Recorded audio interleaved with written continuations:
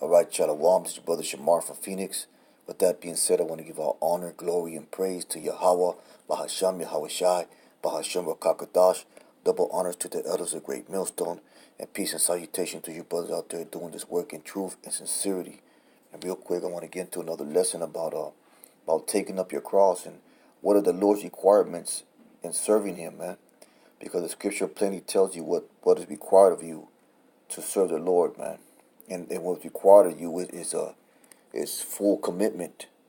What required of you is self-denial. You know, these are written in the Scriptures of what it takes to take up your cross and follow the Lord to do this work. Because the Lord demands nothing but full 100% commitment, man. Anything less than that, then you are spewed out.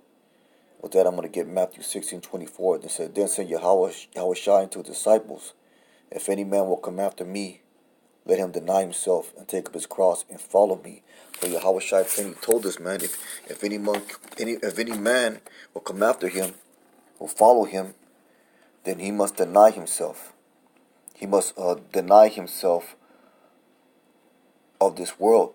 He must deny himself of his own way of thinking. He must deny himself of his own will, of his own desires, of his own wants and likes, and take up his cross and bear whatever burden that the Lord has set for you, man.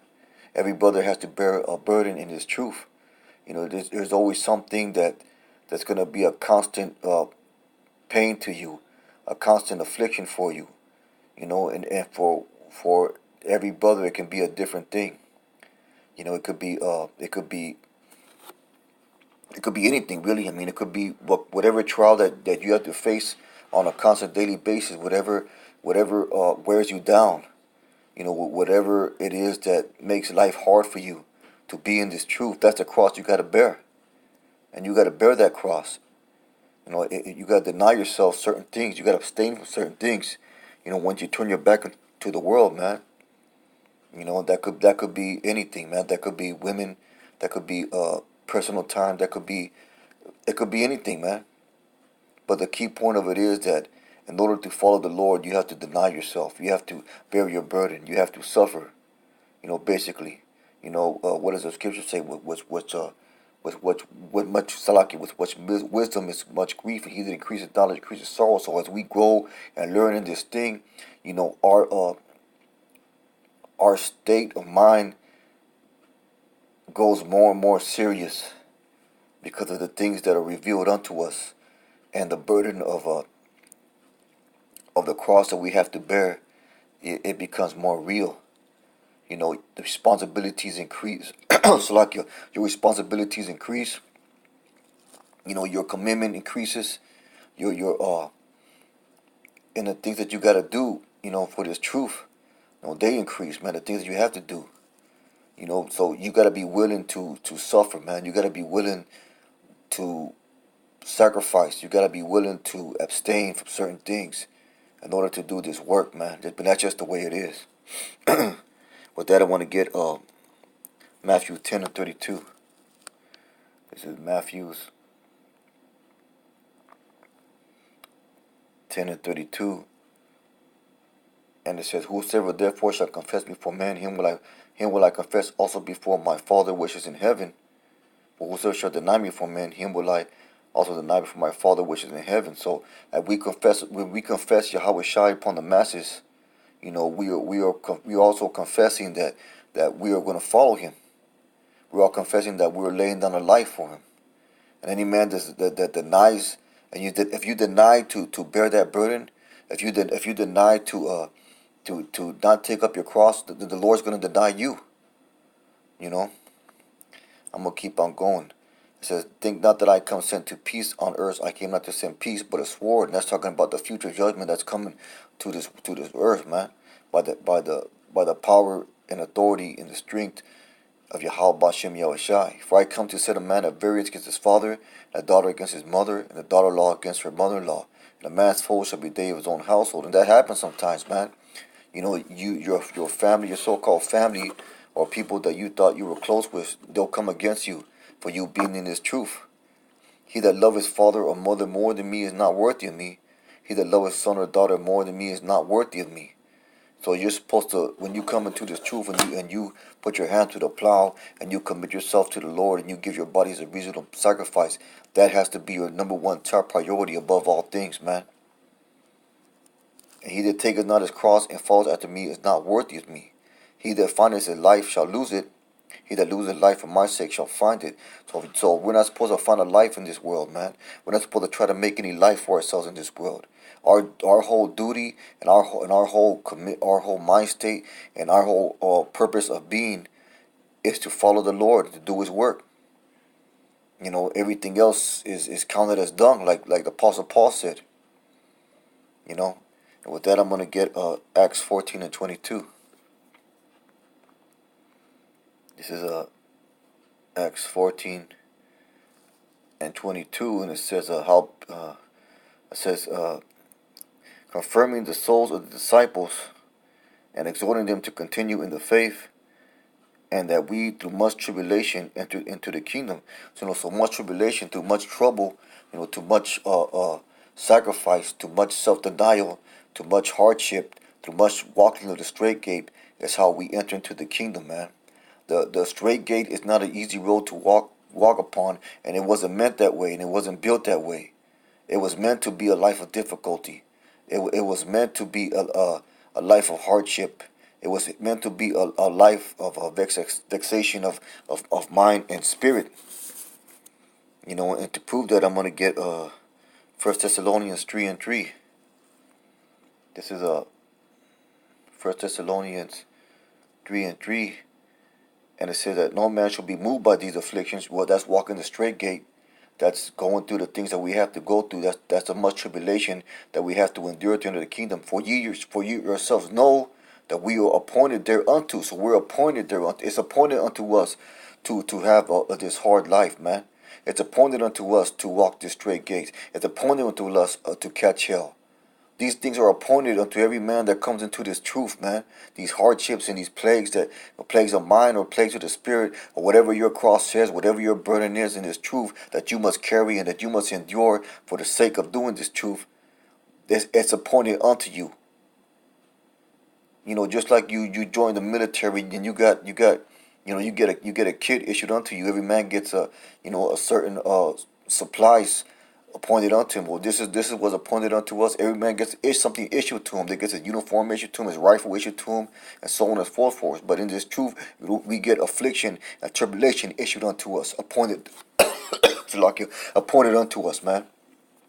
For verily we were with you. We told you before that we should suffer tribulation. So this should be no brand new news to you, man. There should be nothing brand new to you. The apostles have been repeatedly, have over and over again repeated that when you come into this truth, that you're gonna catch hell. You're gonna suffer, man. You're gonna go through hardship. I'm gonna read that back. For verily we were with you. We told you before that we should suffer tribulation, even as it came to pass, and ye know.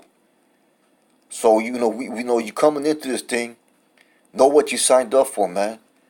Know that what you signed up for is not about fucking having a good time and a hangout and just live and just beer and chicken. It ain't about that, man. It ain't about that shit. It's about doing the work. It's about walking the straight gate. It's about denying yourself. It's about sacrificing things to do this work, to be effective in this work, man. And like the scripture said, it's appointed unto us. And also said in verse 4, for verily when we were with you, we told you before that we should suffer tribulation. So it shouldn't be no brand new thing, man. If you're going through some shit, if you're suffering, if you're going through a hardship, it shouldn't be nothing brand new to you, man. It shouldn't be brand new. And the scriptures repeatedly say that this is what you got to go through to serve the Lord, man. This is how the Lord builds men up. That's how you get built up, through affliction. That's how you get built up, man. That's how you get your character built up. That's how you get your mental and spiritual endurance built up, by going through hard things and strengthening yourself, man.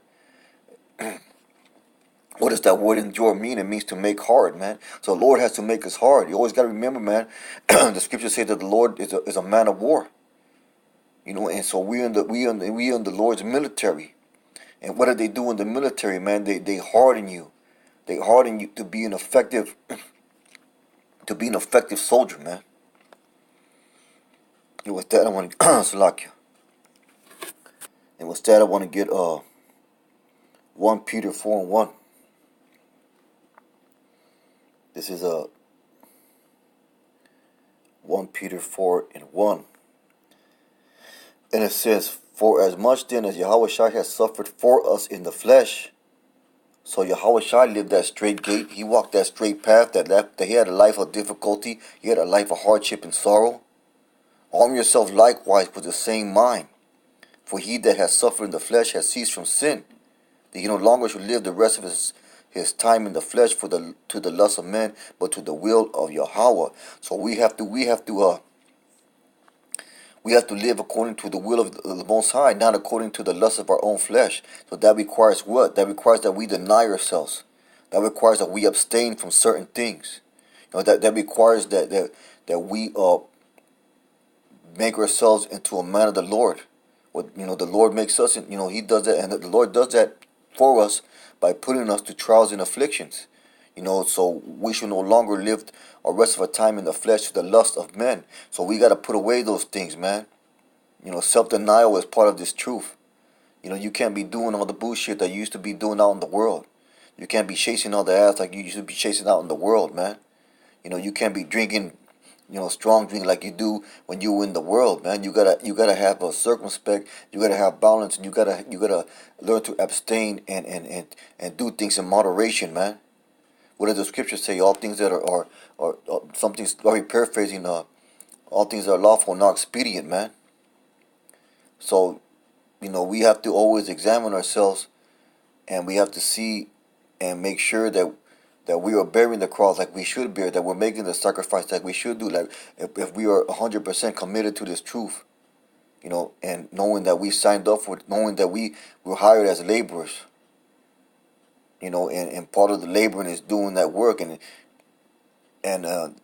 this work is something beautiful, man. It's something beautiful.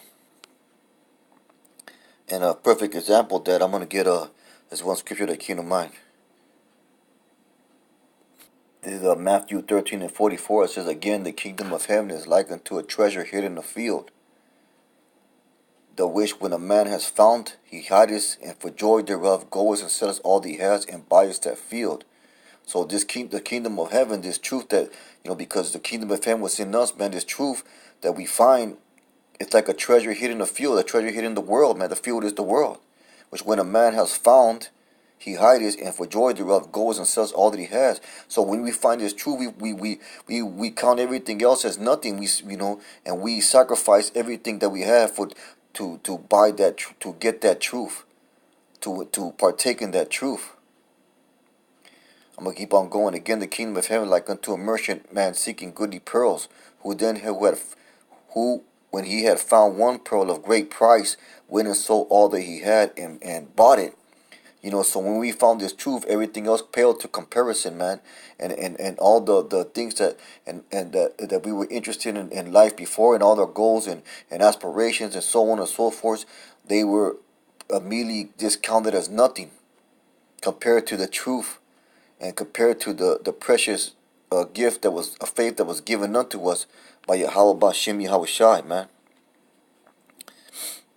And so and so basically you forsake the whole world for this truth. You forsake all yourself for this truth. And that's the most important thing in your life, man. And you gotta have abstinence, and you gotta have self-denial. When you come into this truth, and the world has to be dead to you. Yeah, we have to be users of the world, but not abusers, man.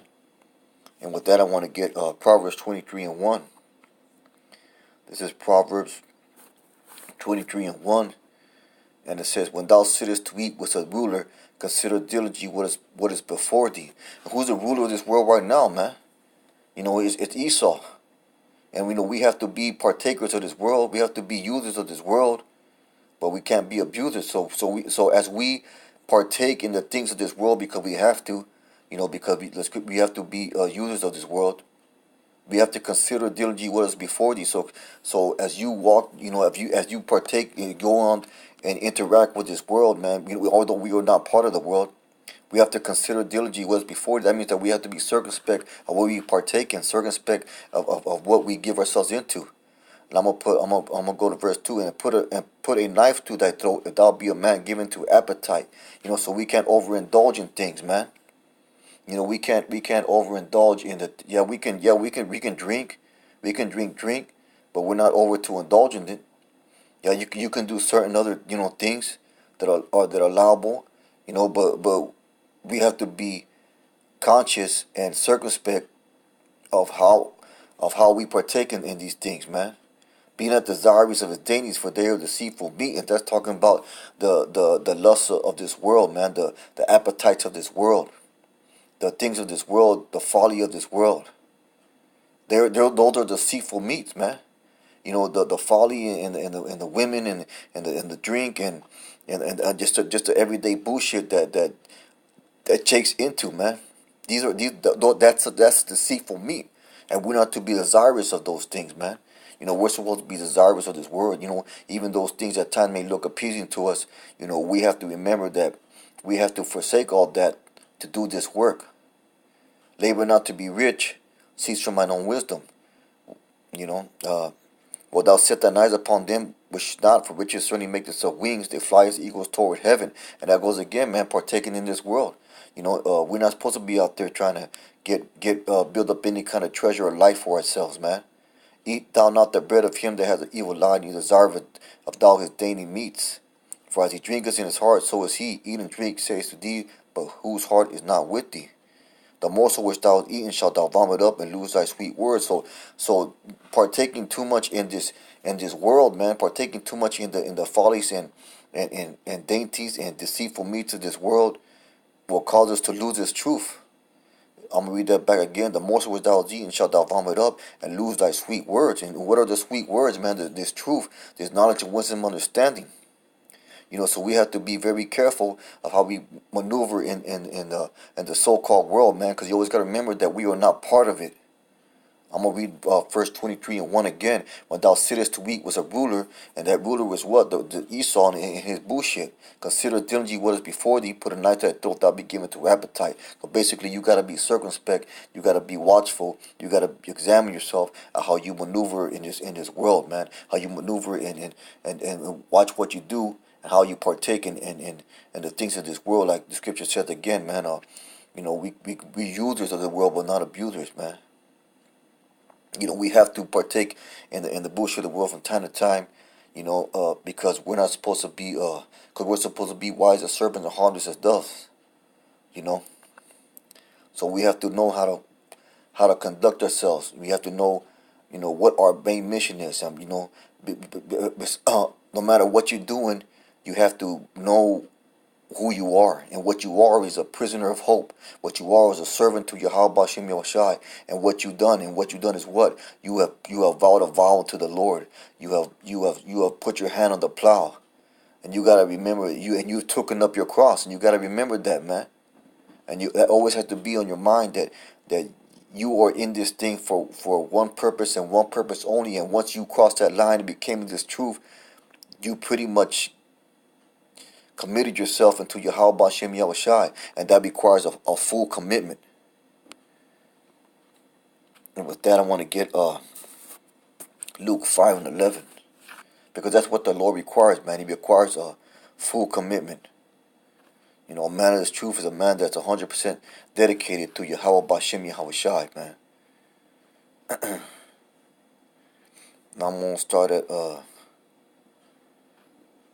Shalakia. I'm going to start at Luke 5 and 10. And says, and so also James and John, the sons of Zebedee, which are partnered with Simon. And Yahawashi said unto him, for not from henceforth thou shalt catch men. I was talking about when Yahawashi went into I think it was Simon's boat, and he went to teach. And then after he was done teaching, they had no fish, so they put their net in the water, and a whole multitude of fishes came out, and it was like a miracle. A miracle had happened because the Lord had caused all these fish to go into the net, and they saw and Simon Peter and And James and John, they saw and they were astonished, man. But Yahawashi told them, fear not, from henceforth thou shalt catch men. So basically, Yahawashi told them, you're not going to be a fisherman anymore. You're going to be a fisher of men. So they were astonished at his doctrine. So they went to go follow the Lord. And the key right here is in verse 11. When they had brought their ship to land, they forsook all and followed him. So they left everything there, man. They left their livelihood. They left the life that they had as fishermen. They left it there. Whatever they probably left their they probably had women and children. They probably had wives and children. They probably left them. Most likely they left them too, to follow the Lord, because the scripture said and they forsook all and followed him. So that's the commitment that is required to be in this truth, man. You have to forsake all. You have to forsake everything. And with that, I think it's John 12 and 25.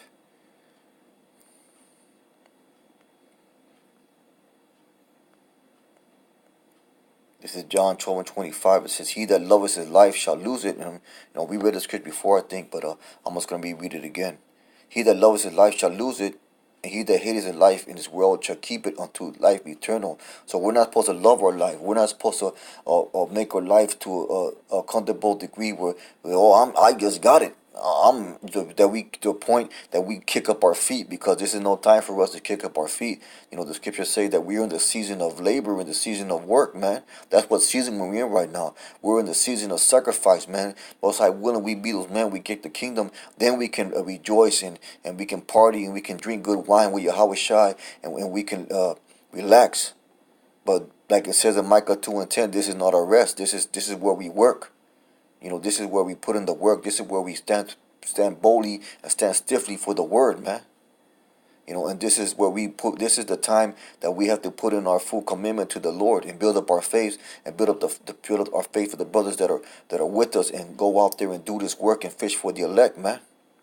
So we can get out of here. And that's our whole purpose, man. To do the work of him, to do the work of him who sent us. And who sent us? Yahawashi sent us, man. YAHAWAHSHI sent us to do this work, man. And what does the scripture say? The harvest is plenty, but the laborers are few. So only a few men are called to do this work, man. If you're called to do this work, consider that a wonderful blessing, man. Consider that a wonderful gift, that you were given the knowledge, wisdom, understanding, opportunity to stand out there with like-minded men and preach this gospel, man. And with that, I want to get Acts 20, I think it's 22. This is Acts 20, starting at I think it's 22. And it says 24. This is Paul speaking, I think.